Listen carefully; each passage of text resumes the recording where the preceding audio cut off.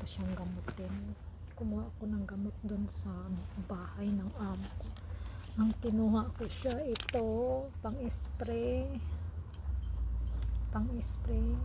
Vanitor. Ano siya, waterproof bacterial proof spray para hindi siya pasukin ng bacteria. Tapos ito, nakita ko to, with ano siya sa wounds, disophosidic acid cream. Pero ang ano ko, tiningnan ko, expire na siya 2024, expire na, date expire 31 May 2024. Hindi yan na yan, pag expire na wala na eh, tapo na siguro yun.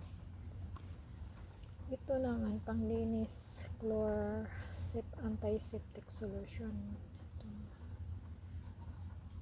So wala akong choice, wala akong antibacterial pang ano ba, pang ano sa, tapos kumuha na rin ako ng ganito, pang cover. Tingnan mo na yan. Ay, nahirapan ako maglakad actually nang pauwi. Lumaga na siya. Ganito ang nangyari sa paa ko. Swimming pa more, iyak later.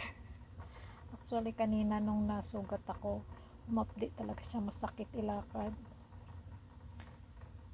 Sakit siya yung lakad, tapos pinahinga ko. Nagpahinga ko mga 1 oras, tapos bumalik ulit ako sa tubig.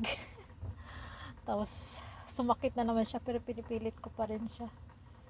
Ayan, grabing hiwa, ang haba. Grabe ang hiwa, grabe.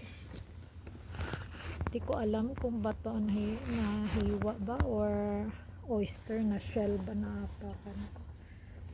Kasalanan ko kasi mabato, tapos tinanggal ko yung slipper ko.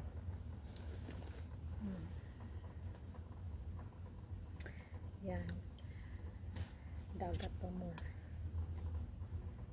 Ang hilig sa dagat, ganito mangyayari. Ay Diyos ko, ang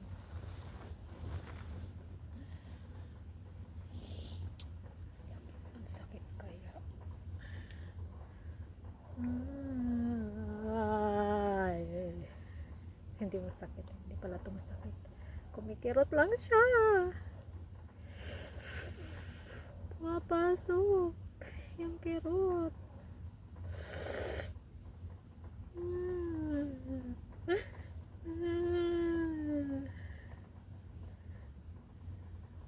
Yan, swimming pa more. Tinanggal ko ba naman tsinelas ko? Alam mo, mabato doon. Nahiwa pa.